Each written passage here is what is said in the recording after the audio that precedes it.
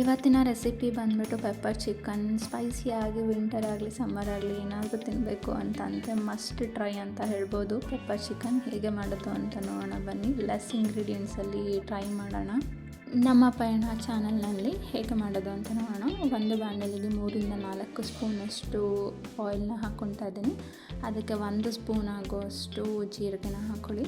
1 spoon ಹಸಿಶುಂಠಿ ಬೆಳ್ಳುಳ್ಳಿ paste, 1 cup ಈರುಳ್ಳಿ ಉದ್ದುದ್ದ ಹೆಚ್ಚಿರ್ತಕ್ಕಂಥದ್ದು ಹಾಕ್ಕೊಳ್ತಾ ಇದ್ದೀವಿ. ಇದು ನೀಟಾಗಿ ಕಂದು ಬಣ್ಣ ಬರೋವಷ್ಟು ಫ್ರೈ ಮಾಡ್ಕೊಳ್ಳಿ. ಇದೆಷ್ಟು ಚೆನ್ನಾಗಿ ಬೇಯುತ್ತೋ ಅಷ್ಟು ಚೆನ್ನಾಗಿ ಟೇಸ್ಟ್ ಬರುತ್ತೆ. 1 ಸ್ಪೂನಷ್ಟು pepper powder, 1 spoon jeera powder ಹಾಕ್ಕೊಳ್ತಾ ಇದ್ದೀನಿ, 1 spoon garam masala powder,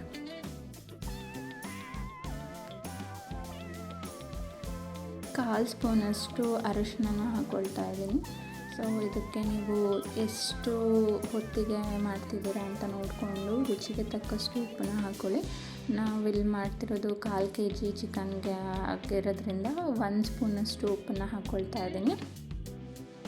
so ಇದಕ್ಕೆ ಆಲ್ರೆಡಿ ಚಿಕನ್ನ ನೀಟಾಗಿ ಅರಿಶಿನ ಮತ್ತು ಉಪ್ಪನ್ನ ಹಾಕಿ ವಾಶ್ ಮಾಡಿಕೊಂಡು ಎತ್ತಿಟ್ಕೊಂಡಿದ್ವಿ, ಅದನ್ನು ಮಿಕ್ಸ್ ಮಾಡ್ತಾ ಇದ್ದೀನಿ. ನೀವು ಇದೇ ರೀತಿ ವಾಶ್ ಮಾಡ್ಕೊಳ್ಳಿ. ಸೊ ಅದನ್ನು ನೀಟಾಗಿ ಮಿಕ್ಸ್ ಮಾಡಿಕೊಂಡು 1 ಕಪ್ಪಷ್ಟು ವಾಟರ್ನ ಸೇರಿಸ್ಕೊಂಡು ನೀಟಾಗಿ ಬೇಯೋದಕ್ಕೆ ಬಿಡಿ.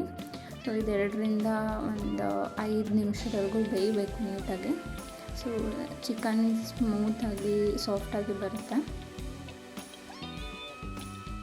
ನಾವಿವಾಗ ಲೋ ಫ್ಲೇಮಲ್ಲಿ 5 ನಿಮಿಷ ಬೇಯಿಸಿದ್ದೀವಿ. ಇವಾಗ ನೋಡ್ಬೋದು ನೀವಲ್ಲಿ ಕಲರ್ ಕೂಡ ಚೇಂಜ್ ಆಗಿದೆ ಮತ್ತು ಆಯಿಲ್ ಕೂಡ ಬಿಟ್ಕೊಂಡಿದೆ. ಸೊ ಇಷ್ಟು ಈ ಥರ ಬರೋಷ್ಟು ಬೇಯಿಸ್ಕೊಳ್ಳಿ. ಇದಕ್ಕೆ ಒಂದು ಸ್ವಲ್ಪ ಕೊತ್ತಂಬರಿ ಸೊಪ್ಪನ್ನ ಹಾಕ್ಕೊಂಡು ಮಿಕ್ಸ್ ಮಾಡ್ಕೊತಾ ಇದ್ದೀವಿ. ಇದು ಇವಾಗ ರೆಡಿ ಆಗಿದೆ.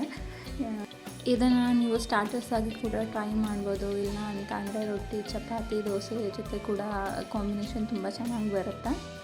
ಸ್ಪೈಸಿಯಾಗಿ ಏನಾದರೂ ತಿನ್ನಬೇಕು ಅಂತ ಅಂದಾಗ ಪೆಪ್ಪರ್ ಚಿಕನ್ ಮಸ್ಟ್ ಟ್ರೈ ಅಂತ ಹೇಳ್ತೀನಿ. ಇದೇ ರೀತಿ ಸಿಂಪಲ್ಲಾಗಿ ಈಸಿಯಾಗಿ ಮಾಡೋ ರೆಸಿಪಿನ ನಿಮ್ಗೆ ಇನ್ನೂ ಬೇಕು ಅಂತ ಅಂದರೆ ನಮ್ಮ ಚಾನಲ್ನ ಸಬ್ಸ್ಕ್ರೈಬ್ ಮಾಡ್ಕೊಳ್ಳಿ, ಲೈಕ್ ಮಾಡಿ, ಶೇರ್ ಮಾಡಿ. ಟೇಸ್ಟ್ ಹೇಗಿತ್ತು ಅಂತ ಕಮೆಂಟ್ ಮಾಡಿ. Thank you.